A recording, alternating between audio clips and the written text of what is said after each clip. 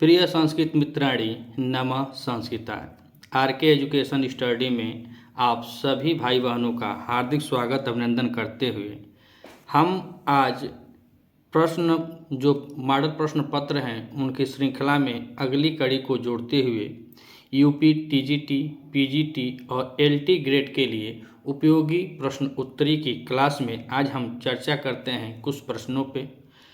आज हम देखेंगे अभ्यास मॉडल प्रश्न पत्र जो हल प्रश्न पत्र होगा, जो व्याख्यात्मक प्रश्न पत्र होगा, वो श्रृंखला में आज हम अगली कड़ी को जोड़ते हैं। अगर आप इस चैनल पर नए हैं तो चैनल को सब्सक्राइब कीजिएगा। वीडियो अगर अच्छी लगे तो आप अपने मित्रों तक शेयर कीजिएगा। आइए देखते हैं प्रश्न नंबर 1। और प्रश्न नंबर 1 में पूछ रहे हैं कि पंचवटी में राम के साथ साक्षात वार्तालाप करती है। ऑप्शन ए तमसा करती हैं, कि बी बंदेबी करती हैं, कि सी प्रिया सीता करती हैं या मुरला करती हैं। महाकवि भवभूति विरचित उत्तरामचरितम और उत्तरामचरितम के यह तृतीय अंक में जो छाया अंक है वह यूपी टीजीटी में भी है और एलटी ग्रेड में भी है, तो हमको पढ़ना है और वहीं से यह प्रश्न आया हुआ है। जब तीसरे अंक में जो छाया रूपी माता सीता जी रहती हैं, इसीलिए इस अंक का नाम ही छाया अंक पड़ा है। और उसमें वार्तालाप जो साक्षात रूप से करती हैं वह वन की देवी अर्थात वासंती करती हैं। यह 7 अंकों का नाटक है और करुण रस प्रधान यह नाटक है। प्रश्न नंबर 1 में विकल्प हमारा दूसरा सही होता है कि बनदेवी जो वासंती बनदेवी होती हैं यही भगवान से साक्षात वार्तालाप करती हैं। अब प्रश्न नंबर 2 में कह रहे हैं कि निज हृदय विकसंतः संति संतः क्रियंत। यहाँ क्रियापद है, संत है कि संति है कि क्रियंत है कि विकसंत है। तो इसमें जो शब्द है उसमें क्रियापद पूछ रहे हैं कि निज हृदय विकसंत संति संत क्रियंत, जो संति है यही क्रियापद है। प्रश्न नंबर 2 में विकल्प हमारा 2 सही होता है। अब हम प्रश्न नंबर 3 को देखें तो प्रश्न नंबर 3 में कह रहे हैं कि मेघदूतम की अंतिम पंक्ति है। तो ऑप्शन ए कह रहे हैं कि माँ भूदेयम क्षणमपि च ते विद्युतः विप्रयोगः। बी कह रहे हैं कि इष्टान देशान जलदः विचर प्राविशा संभृत श्रीः। और सी कह रहे हैं नीचे गच्छतु ऊपरी च दशा चक्र ने कर्मणे। और चौथा कह रहे हैं कि सूर्य पान्य न खलु कमलम पुष्यति स्वावाम भी ख्यामह। तो इसमें से पूछेंगे मेघदूत की अंतिम पंक्ति। अगर मेघदूत की शुरू वाली प्रारंभ पंक्ति है तो प्रारंभ पंक्ति में है कि कश्चित कांता विरह गुरुड़ा, यह प्रथम पंक्ति है। लेकिन मेघदूत की अंतिम पंक्ति है माँ भूदेवम क्षणमपि च ते विद्युता विप्रयोग। तो प्रश्न नंबर 3 में देखा जाए तो विकल्प हमारा ए सही होता है कि माँ भूदेवम क्षणमपि च ते विद्युताम विप्रयोग। प्रश्न नंबर 3 में विकल्प हमारा ए सही होता है। अब कह रहे हैं कि प्रश्न नंबर 4 में पूछ रहे हैं कि यक्ष के घर में है। अगर देखा जाए तो यूपी टीजीटी में तैयारी करने वाले जितने भी हमारे भाई बंधु हैं वह सबको मेघदूत पढ़ना अनिवार्य है और मेघदूत संपूर्ण मेघदूत अनिवार्य होता है। लेकिन जो आगे एलटी की वैकेंसी है तो एलटी के वैकेंसी में मेघदूत का पूर्व मेघ ही लगा हुआ है। जानकारी तो हमको संपूर्ण मेघदूत की चाहिए लेकिन विशेष रूप से हमको पूर्व मेघ को ही पढ़ना है। तो यहाँ पे प्रश्न पूछ रहा है प्रश्न नंबर 4 में यक्ष के घर में है। अब जब यक्ष के घर में जो है अगर सामान्यतः जानकारी होगी तो आपको डालना है, यूपी टीजीटी के लिए अनिवार्य प्रश्न है। लेकिन एलटी में यह नहीं आना चाहिए, लेकिन पूछ लेगा तो करेंगे क्या, कहें कि यह उत्तर मेघ से है। और प्रथम मेघ में जो है पूर्व मेघ में जो है वह रामगिरी पर्वत से अलकापुरी के बीच के मार्ग का वर्णन है तो पूर्व मेघ में आता है। और उत्तर मेघ में यक्ष के घर का वर्णन है। तो यहाँ पे पूछ रहे हैं कि यक्ष के घर में है तो वापी है ये है, कीड़ा शैल है ये है, मंदार वृक्ष है ये है, अर्थात विकल्प हमारा चौथा सही हो जाता है कि यहाँ पे चारों सही हैं। अब प्रश्न नंबर 5 में कह रहे हैं कि अलकापुरी स्थित कुबेर के उद्यान का नाम है। अलकापुरी में जो कुबेर का उद्यान है उसका नाम क्या है? नंदोद्यान है कि आनंदोद्यान है कि कुमुदान है कि बैभ्राजोद्यान है? तो अलकापुरी में स्थित कुबेर के उद्यान का नाम जो है वह बैभ्राज उद्यान है। कौन सा नाम है? बैभ्राज उद्यान। अलकापुरी जो है वह भगवान शिव के कैलाश पर्वत के ठीक उत्तर में स्थित है और वहाँ पे भगवान शिव के माथे पर लगे हुए चंद्रमा के धवल प्रकाश से वहाँ के महल जो हैं वह श्वेत धवल रंग में उज्जवल दिखाई देते हैं। और उसके स्वामी जो कुबेर हैं अलकापुरी के, उनका जो उद्यान है उस उद्यान का नाम है बैभ्राजोद्यान। अर्थात प्रश्न नंबर 5 में विकल्प हमारा चौथा सही होता है। अब हम प्रश्न नंबर 6 को देखें तो 6 में कह रहे हैं कि यक्ष की साप की अवधि 1 वर्ष कहाँ व्यतीत करता है?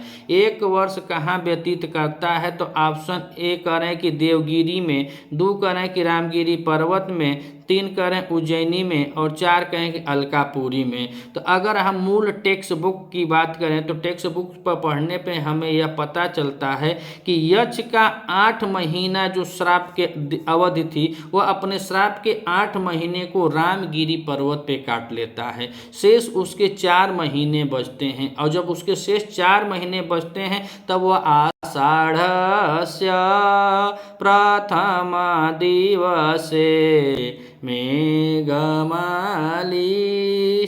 सानु, अर्थात तो वह अपने विरह के 8 महीने को काट करके बरसात के आषाढ़ का जो मौसम होता है, आषाढ़ के दिन में वह मेघ को इस रामगिरी पर्वत की चोटी से चिपकते हुए देखता है। कहानी वहीं से शुरू होती है और यह अपने संपूर्ण मार्ग का वृत्तांत रामगिरी पर्वत पर ही बताता है। उस मेघ से जो उसको अपना मित्र, अपना सहोदर, अपना भाई सब मान करके यह कामुक यक्ष है जो वहाँ पे उसको संदेशा देने के लिए कहता है। लेकिन अगर हम परिक्षेप के श्लोकों में जाएं तो उसमें लिखा गया है कि परिक्षेप में कि वह आता है और जब मेघ का संदेशा अलकापुरी में यक्षिणी को सुनाता है तो उस मेघ के गर्जन से या उस आवाज को उसके विरह के दिनों को अर्थात यक्ष के विरह के दिनों को महाराज कुबेर जी सुन लेते हैं। जैसे जैसे विरह में वह संदेशा देता है वह सब संदेशे को वह मेघ आकर के उसकी पत्नी यक्षिणी को सुनाता है और यह अपने तपोबल से ज्ञान से महाराज कुबेर जब सुनते हैं तो अभी विह्वल उठते हैं और वह उसके श्राप को खत्म कर देते हैं, उसको बुला लेते हैं। अर्थात उसका श्राप तो खत्म होना था देव प्रबोधनी एकादशी के दिन अर्थात कार्तिक में, लेकिन जैसे यह जाता है संदेशा लेकर मेघ जब यक्षिणी को सुनाता है तो यह परिक्षेप की श्लोक में लिखा है कि वह महाराज उसके जो अवशेष दिन होते हैं उसको वह माफ कर देते हैं। तो पूछा है कि यह श्राप की अवधि 1 वर्ष कहाँ व्यतीत करता है? तो रामगिरी पर्वत, तो उसे आएगा रामगिरी पर्वत पे ही। प्रश्न नंबर 6 का विकल्प हमारा 2 नंबर पर सही होता है, लेकिन यहाँ पे पता चलता है टेक्स्ट बुक में कि वहाँ पे महाराज कुछ उसके अवधि को माफ कर दिए थे। कुबेर महाराज जो यक्षों के स्वामी होते हैं। प्रश्न नंबर 7 कह रहे हैं कि मेघदूत का नायक, यह तो आप सभी जानते होंगे, मेघदूत का नायक यक्ष है, कुबेर जी नहीं है, मेघ नहीं है, शिव नहीं है, मेघदूत का नायक यक्ष है। यक्ष जो है यह मेघदूत का नायक है और यक्षिणी जो है इसकी नायिका है। ब्रह्मवैवर्त पुराण में इस यक्ष का नाम हेममाली मिलता है और यक्षिणी का नाम विशालाक्षी मिलता है। इसमें किसी का नाम न लेते हुए महाकवि कालिदास जी ने कश्चित कांता विरह गुणा से शुरू किए हैं कि कोई यक्ष है, नाम नहीं लिए, कोई यक्ष है और यहीं से कहकर अपने काम को चलाते हैं अर्थात कहानी को प्रारंभ करते हैं। प्रश्न नंबर 7 में विकल्प हमारा 3 सही होता है। अब हम प्रश्न नंबर 8 और प्रश्न नंबर 8 को देखें तो कह रहे हैं कि प्रारभ्यते न खलु विघ्न भयन के। अच्छा, कार्य को प्रारंभ करते बिना भय के जो कार्य को प्रारंभ करते हैं वो कौन होते हैं? तो कह रहे हैं कि जनय होते हैं कि बालय होते हैं कि निश्चय होते हैं कि सज्जनय होते हैं। तो यह प्रश्न हमको पढ़ना है, ERT में भी इस पुस्तक लगी हुई है, नीति शतकम पूरा लगा हुआ है और यूपी TGT में भी यह नीति शतकम पूरा लगा हुआ है। महाकवि भर्तृहरि द्वारा विरचित यह एक अमुक्तक काव्य है। अमुक्तक काव्य इसकी विधा है और इसमें कुल 111 श्लोक हैं, 10 पद्धतियां हैं। 10 पद्धतियों के तहत इसमें श्लोक आते हैं 111, अर्थात शतक त्रय के अंतर्गत आता है। शतक त्रय के जन्मदाता भी महाराज भर्तृहरि अर्थात महाकवि भर्तृहरि जी को माना जाता है। इनकी रचनाएं जो हैं वह नीति शतकम है, श्रृंगार शतकम है, वैराग्य शतकम है, सब शतकम शतकम अर्थात 100 श्लोक से ऊपर ही सब में है। और एक इनका व्याकरण ग्रंथ है जो वाक्य पद्यम के नाम से जाना जाता है। यह देखिए यहाँ पे बता रहे हैं पद्धतियों में विभक्त है, 10 पद्धति है नीति शतकम में। उसी में कह रहे हैं कि प्रारब्धते न खलु विघ्न भयन के, अर्थात जो प्रारंभ कार्य को करते हैं विघ्न के भाव से यानी विघ्न के डर से कभी छोड़ते नहीं है। तो ऑप्शन यहाँ पर हो जाएगा सज्जन लोग होते हैं या तो श्रेष्ठ जन होते हैं। जो सज्जन लोग होते हैं अगर किसी कार्य को प्रारंभ कर देते हैं तो उस कार्य को फिर भय के कारण छोड़ते नहीं है। प्रश्न नंबर 8 में विकल्प हमारा 4 सही होता है।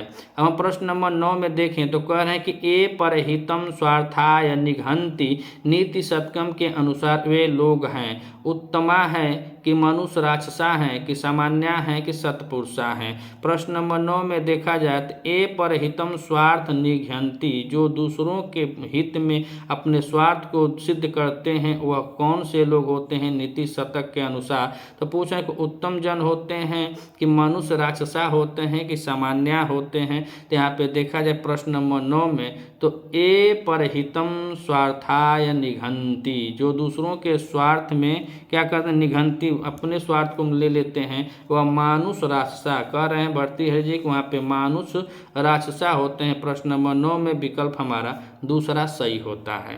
अब हम प्रश्न नंबर 10 को देखें तो प्रश्न नंबर 10 में कह रहे हैं कि प्रायः सर्वो भवति करुणा वृत्ति आदृत्रात्मा, यह सूक्ति है। उत्तर में की है कि पूर्व में की है कि हंसदूत की है कि पूर्व में के अंतिम श्लोक की है। प्रश्न नंबर 10 में देखा जाए तो प्रायः सर्वो भवति करुणा वृत्ति आद्र अंतरात्मा, यह सूक्ति उत्तर में की है। प्रश्न नंबर 10 में विकल्प हमारा ए सही होता है। प्रश्न नंबर 11 और 11 में कह रहे हैं कि हस्ते लीला कमल के बाल कुंदानुविदम,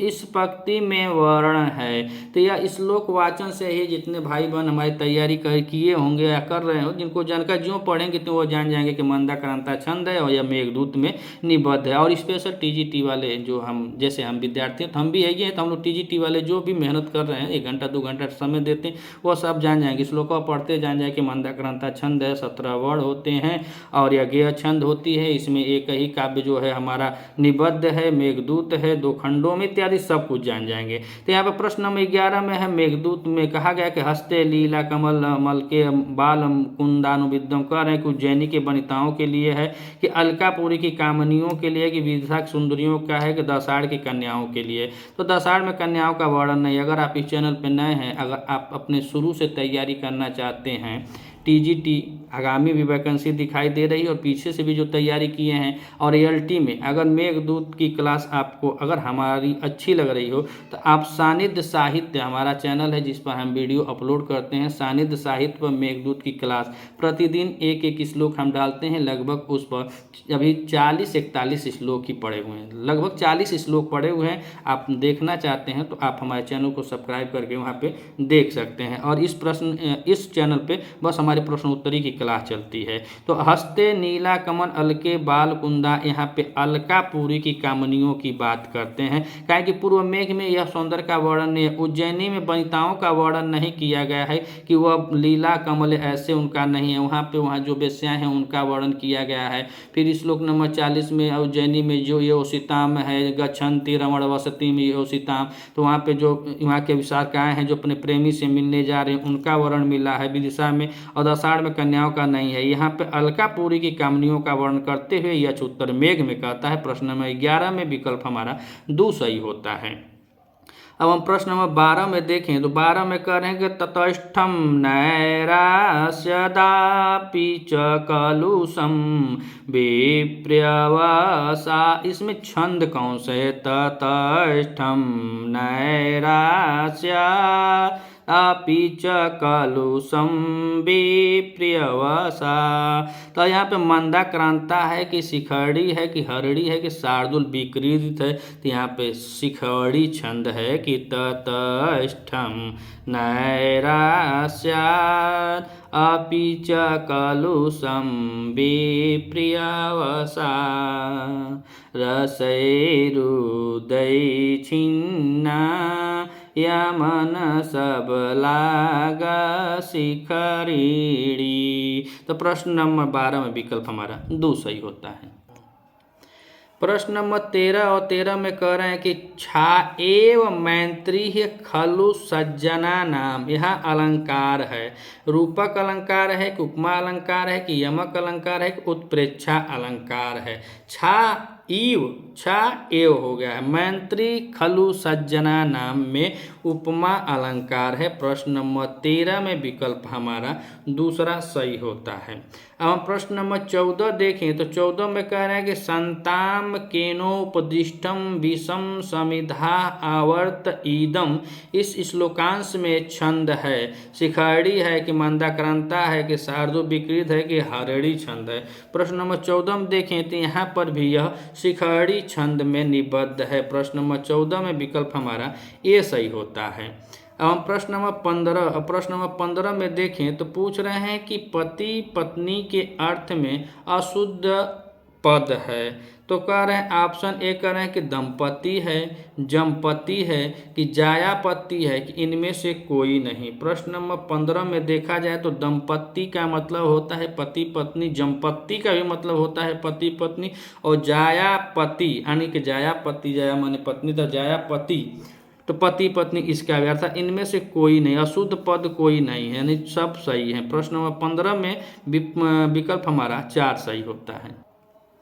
प्रश्न नंबर 16 और 16 में कह रहे हैं कि अचेतनम नाम गुणम न लक्ष्येत। यह पंक्ति किसे किसने कही? दुष्यंत ने अंगूठी से, शकुंतला ने प्रियंवदा से, गौतमी ने अनसुईया से या विदूषक ने दुष्यंत से। प्रश्न नंबर 16 में देखा जाए तो यह पंक्ति जो है वह अभिज्ञान शाकुंतल की है। अभिज्ञान शाकुंतल सभी नाटकों में सबसे रमणीय नाटक माना जाता है और उस अभिज्ञान शाकुंतल में सबसे रमणीय चतुर्थ अंक को माना जाता है, जिसे विदाई अंक भी कहा जाता है। और उस चतुर्थ अंक में चतुर्थ श्लोक अर्थात 4 श्लोक बहुत ही सिद्ध श्लोक हैं, अर्थात बहुत रमणीय है। महाकवि कालिदास द्वारा विरचित यह 7 अंकों का नाटक है, जिसका उपजीव्य महाभारत का आदि पर्व शकुंतलापाख्यान माना जाता है। इसके नायक हस्तिनापुर के राजा दुष्यंत होते हैं और नायिका शकुंतला होती है। शकुंतला की माता का नाम मेनका होता है और पिता का नाम विश्वामित्र होता है, और पालक पिता जो होते हैं वो महर्षि कर्ण होते हैं। महर्षि कर्ण के आश्रम में यह पली बड़ी होती है और वहीं से यह राजा दुष्यंत से यह गंधर्व विवाह करती है। गंधर्व विवाह करने के बाद इसमें कवि कल्पित कुछ वर्णन मिलता है कि कवि जी कालिदास जी ने इस नाटक को रोमांच बनाने के लिए अपने तरफ से इस जो दुर्वासा महर्षि हैं, जो दुर्वासा ऋषि हैं, इनके द्वारा श्राप दिलवाते हैं और श्राप दिलवाने के कारण वहाँ से कुछ नाटक का रंग और ही बदल जाता है।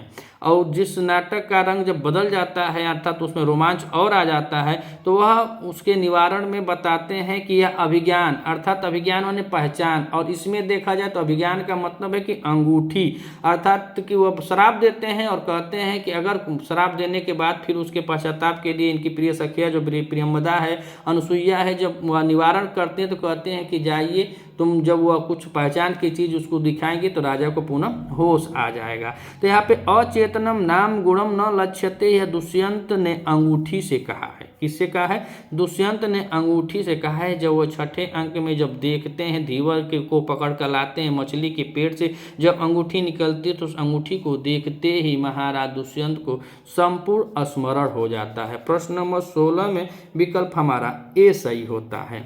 अब हम प्रश्न नंबर 17 देखें तो प्रश्न नंबर 17 में कह रहे हैं कि अभिज्ञान शाकुंतलम की कथा उद्धृत है। हमने अभी बतलाया है कि अभिज्ञान शाकुंतल की कथा कहाँ से उद्धृत है, तो ऑप्शन देखते हैं। तो करेंगे महाभारत के आदि पर्व से, महाभारत के वन पर्व से, महाभारत के सभा पर्व से, या महाभारत के शांति पर्व से। तो यहाँ पे देखा जाए तो अभिज्ञान शाकुंतल की कथा है महाभारत के आदि पर्व से। वन पर्व से हमें मिलता है का किरातार्जुनीय महाकवि भारवी विरचित एकमात्र रचना, एक महाकाव्य है जो 18 सर्गों का है, वह वन पर्व से है। शिशुपाल वधम वह सभा पर्व से है। और नैषधि चरितम जो महाकवि श्री हर्ष की रचना है नैषधि चरितम, तो नैषधि चरितम और किरात अर्जुनियम वन पर्व से हैं। अभिज्ञान शाकुंतल आदि पर्व से है। शिशुपाल वधम जो है वह सभा पर्व से है। और शांति पर्व से शायद गीता है। तो प्रश्न नंबर 17 में विकल्प हमारा ए सही होता है कि महाभारत के आदि पर्व से। प्रश्न नंबर 17 में विकल्प हमारा ए सही होता है। अब प्रश्न नंबर 18 और 18 में पूछ रहे हैं कि अति स्नेह पाप संकी सूक्ति उद्धृत है। ऑप्शन ए अभिज्ञान शाकुंतल से, बी उत्तरामचरितम से, सी विक्रम उर्वशियम से, और डी कह रहे हैं स्वप्नवासो दत्तम से। तो स्वप्नवासो दत्तम महाकवि भास जी की रचना है और संस्कृत साहित्य में कुल इनका 13 नाटकों का योगदान है। सबसे पहले कवि माने जाए भास जी जो नाटकों की रचना की, और 13 नाटक हैं। और स्वप्नवासो दत्तम में सबसे इम्पोर्टेंट प्रश्न आता है कि वह स्वप्न अंक कौन सा था। तो स्वप्नवासो दत्तम में 5वां अंक जो है उसी में यह आता है। स्वप्न वाली जो कहानी है वह 5वें अंक में वर्णित है। और अति स्नेह पाप संकी सूक्ति यह बतलाता है कहाँ, अभिज्ञान शाकुंतल में जब प्रियंवदा और अनसुईया आपस में बात करती हैं उसी में कहती हैं प्रिय सखियाँ कि अति स्नेह पाप संकी, अगर ज़्यादा प्रेम जिसके प्रति होता है वही पाप का कारण होता है। उत्तरामचरितम महाकवि भभूति विरचित 7 अंकों का यह भी नाटक है जिसमें भगवान के उत्तर जीवन के बारे में बतलाया गया है और यह करुण रस प्रधान नाटक है। विक्रम उर्वशियम यह महाकवि कालिदास द्वारा विरचित है। कुल महाकवि कालिदास जी के 3 नाटक हैं, मालविका अग्निमित्रम है, विक्रम उर्वशियम है और अभिज्ञान शाकुंतल है। तो 2 नाटक यह महाकवि कालिदास जी के हैं और यह भभूति जी की है और यह रचना भास जी की है। प्रश्न नंबर 18 में विकल्प हमारा ए सही होता है। अब हम प्रश्न नंबर 19 को देखें तो 19 में कह रहे हैं कि कालिदास की रचना नहीं है। कालिदास की रचना नहीं है तो यहाँ पे पहले यह समझे कि कालिदास जी की कुल 7 रचना है। 7 रचना में से 2 रचना जो है वह महाकाव्य है, 3 रचना जो है वह नाटक या रूपक कहा जाए, 1 रचना गीत काव्य के अंतर्गत आती है और 1 रचना खंड काव्य के अंतर्गत आता है। पहली रचना की बात करें तो ऋतु संहार इनकी पहली रचना है। अंतिम रचना की बात करें तो अभिज्ञान शाकुंतल इनकी अंतिम रचना है। पहली रचना ऋतु संहार गीत काव्य के अंतर्गत आता है। अंतिम रचना की बात करें तो अंतिम रचना इनके अभिज्ञान शाकुंतल जो 7 अंकों का नाटक है। महाकाव्य की बात करें तो कुमार संभव इनका प्रथम महाकाव्य है और अंतिम महाकाव्य कुमार संभव जो 17 सर्गों का है और कुमार संभव इनका प्रथम महाकाव्य है। और अंतिम जो महाकाव्य है मतलब दूसरे नंबर पे रघुवंश है जो 19 सर्गों में विभक्त है और इसमें 31 इक्ष्वाकु वंशीय राजा अर्थात सूर्यवंशी राजा जो भगवान रामचंद्र जी के वंश है उनका वर्णन मिलता है। और कुमार संभव में माता सीता और शिव के प्रणय कथा का वर्णन मिलता है और कुमार अर्थात उनके जो पुत्र हैं कार्तिकेय उनके जन्म का वर्णन मिलता है और बाणासुर वध का वर्णन मिलता है। यह सब मिलता है कुमार संभव में। तो कगो रचना हुई 2 गो 2 4 गो। अब एक खंड काव्य होता है जिसको हम लोग मेघदूत कहते हैं जो 2 खंडों में विभक्त है, पूर्व मेघ और उत्तर मेघ। और 2 गो नाटक इनके और कौन से बच गए, मालविका अग्निमित्रम और विक्रम उर्वशियम। कुल कितने हुए 7। और इसमें से पूछ रहा है तो देखिए रघुवंश महाकवि कालिदास, मेघदूत महाकवि कालिदास, अभिज्ञान शाकुंतल महाकवि कालिदास। 3 गो रचना महाकवि कालिदास जी की है लेकिन विक्रमांक देव चरितम यह महाकवि बिल्हड़ की रचना है। किसकी रचना है तो बिल्हड़ जी की रचना है विक्रमांक देव चरितम। प्रश्न नंबर 19 में विकल्प हमारा बी सही होता है। अब कह रहे हैं प्रश्न नंबर 20 में कि अभिज्ञान शाकुंतल विभक्त है, तो अब कोई भी बता देगा अभिज्ञान शाकुंतल जो है तो यह रूपक है। इसकी विधा क्या है, यह रूपक है और रूपक के अंतर्गत आता है। वर्गों में विभक्त है कि अध्यायों में विभक्त है कि अंकों में विभक्त है कि सर्गों में विभक्त है। तो सर्गों में महाकाव्य विभक्त होते हैं, यह रूपक है तो यह अंकों में विभक्त होता है, 7 अंकों में यह विभक्त है। प्रश्न नंबर 20 में अभिज्ञान शाकुंतल 7 अंकों में विभक्त है। प्रश्न नंबर 21 और 21 में कह रहे हैं कि उल्लापह पद का अर्थ है। अब यहाँ पे देखिए शब्दार्थ से भी प्रश्न आएंगे, व्याकरणात्मक टिप्पणियों से भी आएंगे और साहित्य में जो कौन सा किसका पात्र है, जैसे नाटक में पात्र पूछे जाएंगे, कथन पूछे जाएंगे, वक्ता पूछे जाएंगे, ऐसे ऐसे प्रश्न को हम लोगों को ध्यान में रखकर चलना है। प्रश्न नंबर 21 में कह रहे हैं कि उल्लापा पद का अर्थ है उल्लास है कि मदमस्त गज है कि विलाप है कि मयूर है। तो उल्लाप पद का अर्थ होता है विलाप। प्रश्न नंबर 21 में विकल्प हमारा 3 सही होता है। अब हम देखें प्रश्न नंबर 22, तो 22 में सीता द्वारा पालित मोर अपनी पत्नी के साथ कहाँ बैठा है, कदम में, पहाड़ में, गोदावरी जल में कि लता कुंज में। तो गोदावरी का नदी का परिसर होता है और वासंती जो होती हैं वह वन देवी होती हैं, भगवान राम को बतलाती हैं। तो यहाँ पे जो माता सीता ने जो पाला था, जो करभक का हाथी का जो बच्चा था, वह भी अपनी पत्नी के साथ रमण करता है। और यहाँ पे जो हिरण को पाली थी वह भी, और यहाँ तक कि जो मयूर था उस मयूर को जो पाली थी, और कदम के वृक्ष का जो वृक्ष है उसको भी माता सीता जी ने सिंचित किया था, पाला था। तो वह जो मोर है वह अपनी पत्नी के साथ अपने भाई अर्थात कदम के वृक्ष में बैठा था और वहीं से माँ भगवान राम को देख करके सहपत्नी बोल रहा है कि आए, अपनी पत्नी के साथ बोल रहा है, ऐसा महसूस हो रहा है, वह बता रहा है अपनी पत्नी से कि देख तोर ससुर आ गए ना, तोर ससुर आ गए ना, तोर बाबा आ गए ना, ऐसे वह चिल्ला चिल्ला कर बोल रहा है। तो वासंती जी भगवान रामचंद्र को दिखा रहे हैं कदम के वृक्ष में। प्रश्न नंबर 22 विकल्प हमारा ए सही हो, अर्थात 1 नंबर सही होता है। प्रश्न नंबर 23 में कह रहे हैं कि प्रसवो खलु प्रकस्य पर्यंतः स्नेहस्य किसने किससे कहा। अभी हम बात किए हैं कि यह नाटक है और इसमें जब आएगा तो इसमें ये बताना पड़ता है कौन किसका वक्ता है, कौन किसका श्रोता है, कौन सा वाक्य किससे कहा गया है और कहाँ कहा गया है, इसका शब्दार्थ इत्यादि ऐसे प्रश्न पूछेगा। तो यहाँ पे देखिए कह रहा है कि किसने किससे कहा। सीता ने तमसा से कहा कि तमसा ने सीता से कहा, कि वासंती ने राम से कहा, कि तमसा ने मुल्ला से कहा। तो यहाँ पे अगर देखा जाए तो अगर अन्य जैसे रामचंद्र और वासंती, तो रामचंद्र जी होते हैं, वासंती जी होती हैं, मुल्ला होती हैं और गोदावरी का तो नदी का परिसर है, 3 लोग हैं। मतलब कहा जाए तो वहाँ पे मुल्ला है और वासंती हैं और रामचंद्र जी है, अगर यह देखा जाए अकॉर्डिंग वन देवी और राम के। लेकिन सीता जी के अकॉर्डिंग देखा जाए तो वहाँ पे 5 लोग हैं, जैसे तमसा भी हैं और तमसा भी हैं, मुल्ला तमसा और उसके बाद से वह वन देवी हैं, भगवान राम है, कुल 4-5 लोग हैं। और उसमें माता सीता जो हैं वह अदृश्य होती हैं। तो अदृश्य रूपी सीता जी होती हैं, तो उनको जो सीता जी हैं जब भगवान बार बार मूर्छित होते हैं तो वह बहुत ही स्नेहाभित होती हैं, अर्थात अपने पति के प्रति जो उनका प्रेम होता है उसमें वह विह्वल होती हैं। तब तमसा जी क्या करती हैं, माता सीता को समझाती हैं। तो यहाँ पे तमसा जो एक कथन है प्रसवः खलु प्रकस्य पर्यंतः स्नेहस्य, यह सब स्नेह के कारण है। तो तमसा ने सीता से कहा है। प्रश्न नंबर 23 में विकल्प हमारा 2 सही होता है।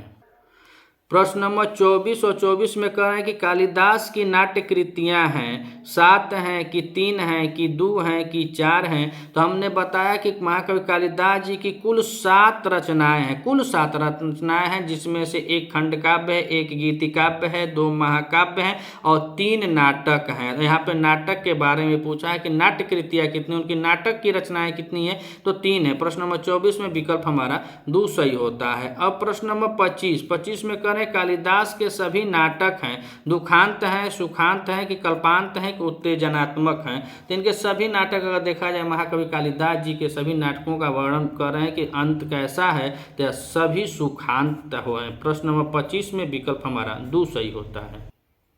प्रश्न नंबर 26 और 26 में कह रहे हैं कि मारीच ऋषि का आश्रम है, हेमकूट पर्वत है कि विंध्याचल में है कि चित्रकूट में है कि पंचवटी में। तो पंचवटी वर्णन भगवती जी की रचना उत्तर रामचरितम है, विंध्याचल पर्वत का वर्णन तो मेघदूत में है, चित्रकूट का हम मेघदूत चित्रकूट ने विंध्याचल का है वहाँ पे मेघदूत में। और हेमकूट पर्वत का वर्णन अभिज्ञान शाकुंतल में आता है। मारीची ऋषि का आश्रम हेमकूट पर्वत पे होता है और यह वर्णन आया है अभिज्ञान शाकुंतल के 7वें अंक में, जिसे सम्मेलन अंक या मिलन अंक के नाम से जाना जाता है। जब राजा दुष्यंत युद्ध जीतकर इंद्रपुरी से आते हैं तो उनके सारथी उनको हेमकूट पर्वत पे छोड़कर चला जाता है। इंद्र के सारथी का नाम मातली होता है और जब मातली छोड़कर जाता है तो दुष्यंत पैदल पैदल जा रहे थे, तब तक रास्ते में सौरदमन को देखते हैं और सौरदमन बाघ के बच्चों के साथ खेलता है और उसके प्रति वह इतने आकृष्ट होते हैं, मोहित होते हैं कि वह धीरे धीरे उस बच्चे की तरफ चल देते हैं। और जब बच्चे की तरफ जाते हैं और बच्चे को जैसे ही गोद में उठाते हैं, उनके जितने भी देखने वाले, देखभाल करने वाले, वह बच्चे के देखभाल करने वाले इर्द गिर्द जो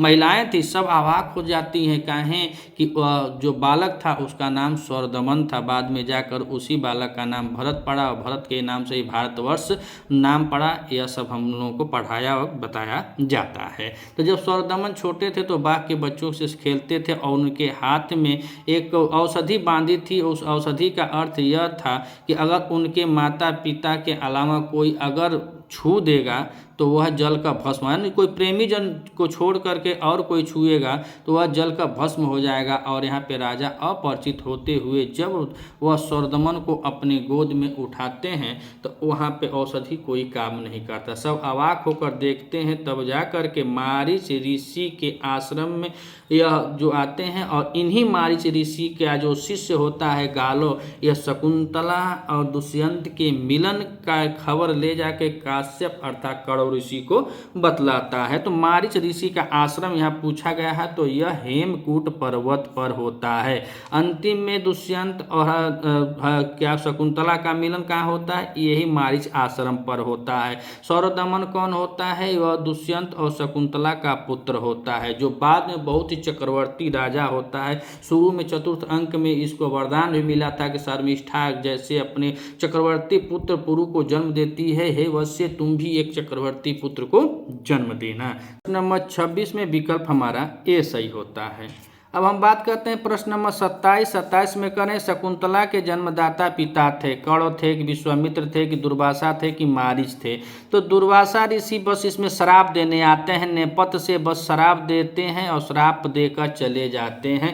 कहते हैं कि तुम जिसके प्रेम में खोई हो अगर वो उसके सामने जब जाओगे तो तुमको पहचानने से मना करेगा। हम वो करके आते हैं और उसके बाद श्राप देकर चले जाते हैं। कौरव जो है वह पालक पिता होते हैं। मारीच ऋषि का 7वें अंक में आता है। इनके जो पिता होते हैं वो विश्वामित्र होते हैं और माता का नाम मेनका होता है, पिता का नाम विश्वामित्र होता है। और यह दोनों के स्नेह से उत्पन्न शकुंतला होती है, लेकिन लोक लाज के कारण विश्वामित्र और मेनका जो एक अप्सरा होती हैं यह अपनी बच्ची को या विश्वामित्र जी अपने मित्र कौरव ऋषि के आश्रम के पास छोड़कर चले जाते हैं। छोटी सी बच्ची होती है, रात्रि का बेला होता है और जैसे ही भोर का सुबह का टाइम होता है वहाँ पे छोटी छोटी जिसको हम लोग कहते हैं इस समय गौरैया चिड़िया, तो गौरैया चिड़िया खूब बेचारी बच्ची को चारों ओर से घेर कर चूँ चूँ चूँ चूँ आश्रम के सामने बोलती हैं। और जब ऋषि आते हैं कौरव जब देखते हैं छोटी छोटी चिड़ियों के बीच में ये भी एक छोटी सी फूल सी लड़की है तो अपने तपोबल से जब जान जाते हैं तब इस लड़की का नाम शकुंतला रखते हैं। तो यह पालक पिता होते हैं कौरव, जो विदाई अंक में बाबू खूब खूब का रो देते हैं बस सुन सुन कर कि मेरी बेटी आज विदा हो जाएगी, लेकिन जन्मदाता पिता विश्वामित्र होते हैं। प्रश्न नंबर 27 में विकल्प हमारा 2 सही होता है। प्रश्न नंबर 28 और 28 में कह रहे हैं कि शकुंतला की प्रिय सखी है, प्रियंवदा है, सानुमति है, गौतमी है कि मेनका है? देखिए आप बस वीडियो को आराम से देखते चलिएगा। मैं एक ही प्रश्न में 2-4 प्रश्न भी हम बता देते हैं। जितनी जानकारी है यथाशक्ति यथा भाव से मैं एकदम निष्पक्ष भाव से जितना आता है बताते हैं। बहुत विद्या नहीं है और बहुत यह नहीं कि बहुत बढ़िया मास्टर हैं, तो जितना है उतना हम बताते हैं। यहाँ पे देखिए शकुंतला की प्रिय सखी है। शकुंतला की प्रिय सखी तो सब जानते ही होंगे, नहीं जानते होंगे तो प्रियंवदा है। और कौन है? अनुसुईया है। तो अनुसुईया का नाम नहीं आया है, प्रियंवदा का नाम आया है। तो शकुंतला की प्रिय सखी कौन है? तो प्रियंवदा है और अनुसुईया है। अगर पूछा जाए सानुमति कौन है तो यह मेनका की क्या होती है, सखी होती है। और यह 5वें अंक में इसका आगमन होता है महाकवि कालिदास द्वारा विरचित अभिज्ञान शाकुंतल नाटक में। और जब राजा पहचानने से मना कर देता है तब मेनका की यह सखी सानुमति ही इसको अर्थात शकुंतला जो नायिका है उसको अपने साथ लेकर के जाती है। जो मेनका है यही मतलब समझिए कि यही शकुंतला की माता होती हैं और यह माता है और इसके बाद विश्वामित्र जी पिता हैं और मेनका माता हैं। और जो गौतमी होती है यही एक वृद्धा तापसी होती है, आश्रम की परिचायिका होती है। अगर पूछा जाए प्रश्न आ जाए कि कर्ण आश्रम की परिचायिका कौन थी तो गौतमी थी, वृद्धा तापसी कौन थी, गौतमी थी। और यह अभिज्ञान शाकुंतल की जो नायिका शकुंतला है इसको इसके पति के घर तक ले जाने वाली कौन थी तो गौतमी थी।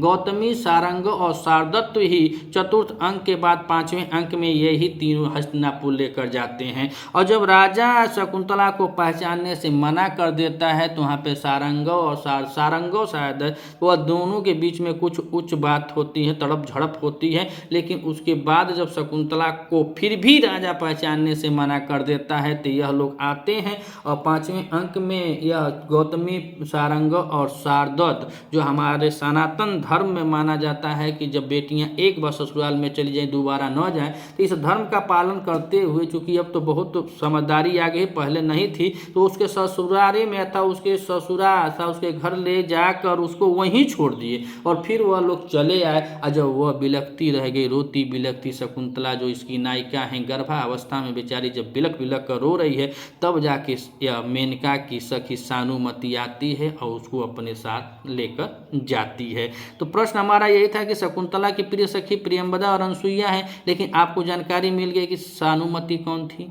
मेनका कौन थी, गौतमी कौन थी। तो हम एक ही प्रश्न में 3-4 प्रश्न हल कर लिए। प्रश्न नंबर 28 में विकल्प हमारा ए सही होता है। अब हम प्रश्न नंबर 29 को देखें तो 29 में कह रहे हैं कि अहो राग परिवाहिणी गीति, राजा दुष्यंत का यह कथन किसकी प्रशंसा में है। तो यह देखिए जो शकुंतला है वह राजा दुष्यंत की तीसरी रानी होती है।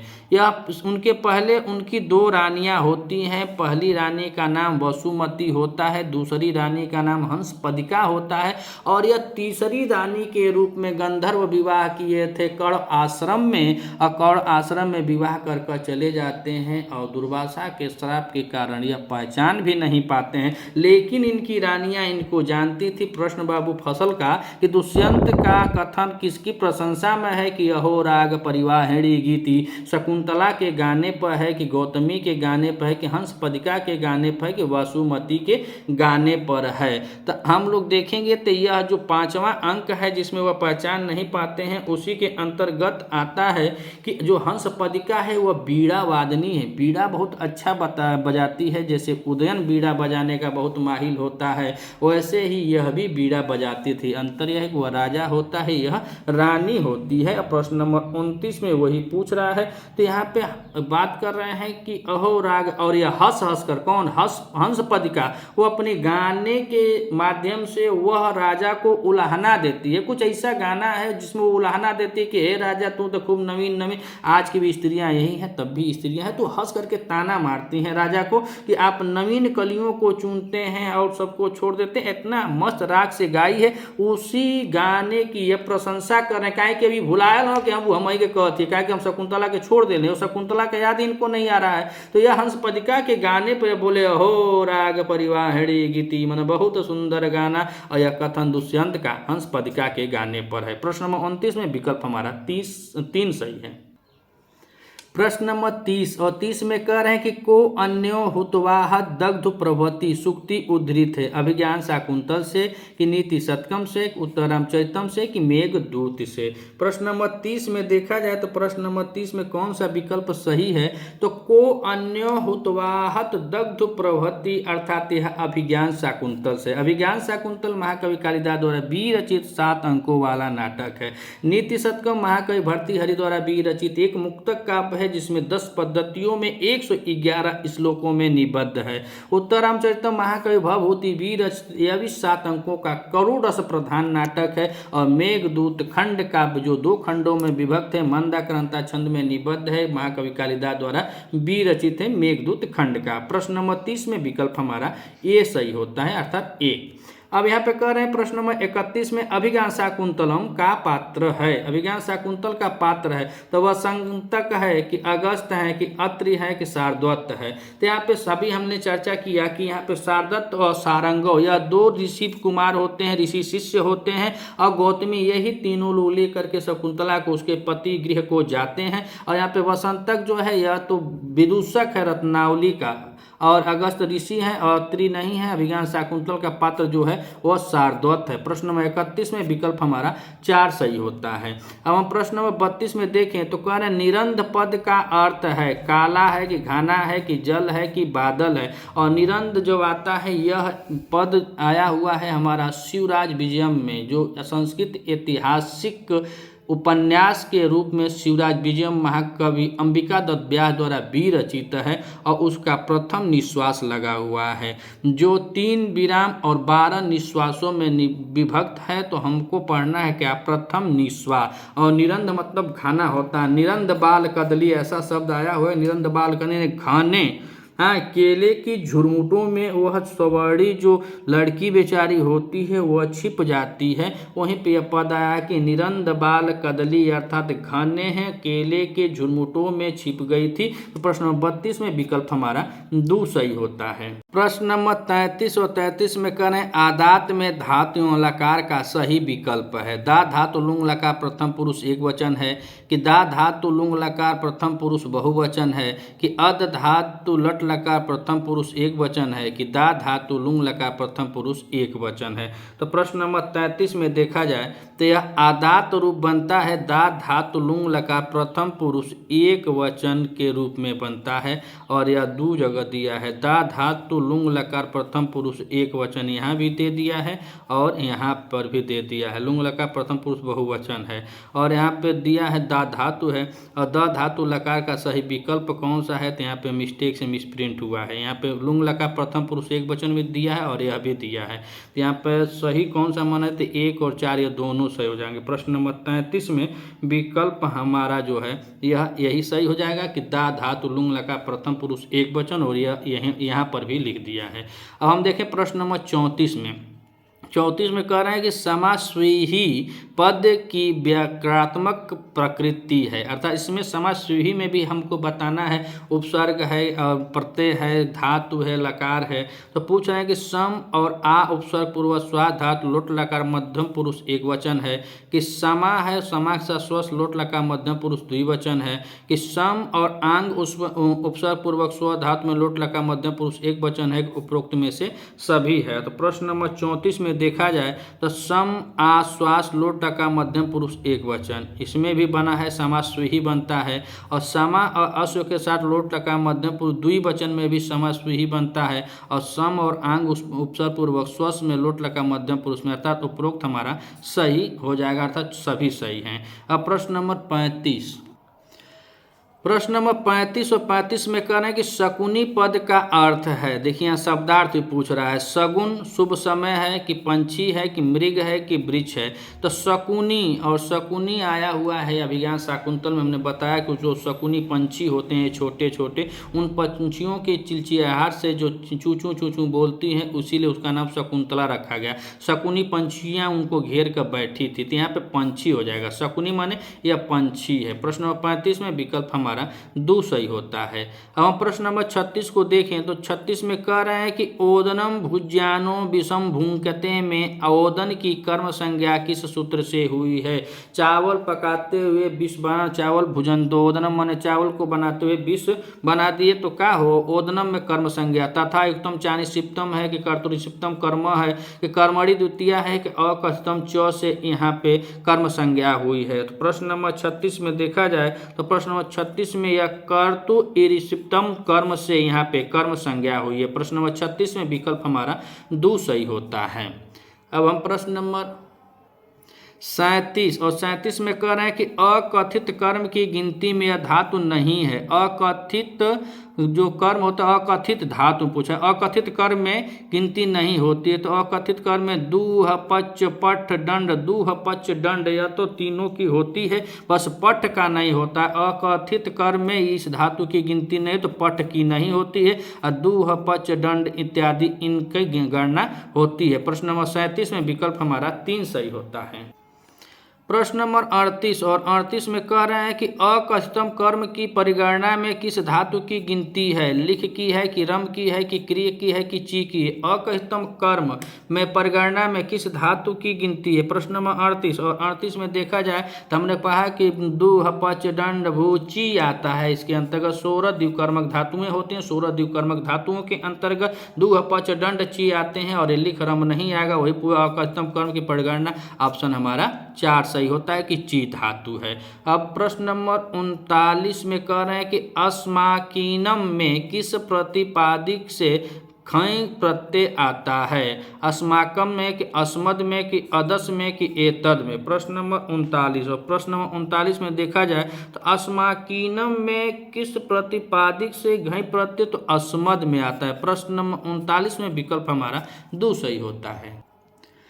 प्रश्न नंबर 40 और 40 में कहना है हरिणः त्रात हरित्रात में समास विधायक सूत्र कौन सा है। ससुपा है कि तृतीया तत्क्रियार्थेन गुणवचनेन है कि कर्तिकरणे कृत्या बहुलम है कि तत्पुरुष समास है। तो यहाँ पे देखा जाए प्रश्न नंबर 40 में तो हरिणः त्रात और हरिता त्रात में देखा जाए तो यहाँ पे कर्तिकरणे कृत्या बहुलम, अर्थात कि हरिणः त्रात में कर्तिकरणे कृत्या बहुलम सूत्र से समास हुआ है। समास विधायक सूत्र जो है वह कर्तिकरणे कृत्या बहुलम है। प्रश्न नंबर 40 में विकल्प हमारा 3 सही होता है। आज के लिए बस इतना ही। आज की क्लास आपको कैसी लगी आप कमेंट करके बता सकते हैं, और प्रतिदिन हम इस चैनल पे प्रश्न पत्रों की श्रृंखला को हम जारी रखते हैं। चाहे LT ग्रेड हो, चाहे TPTGT हो, या संस्कृत से प्रतियोगी परीक्षा देने के लिए हमारी कला जरूर उपयोगी होगी। हम आशा नहीं बल्कि विश्वास करते हैं कि हमारी कला जरूर आप लोगों को पसंद आती होगी। अगर आप हमारा सपोर्ट करना चाहते हैं तो चैनल को सब्सक्राइब कीजिएगा। वीडियो आपको अगर अच्छी लगे तो अपने मित्रों तक अधिक से अधिक शेयर कीजिएगा। मिलते अगले वीडियो में, तब तक के लिए नमः संस्कृता।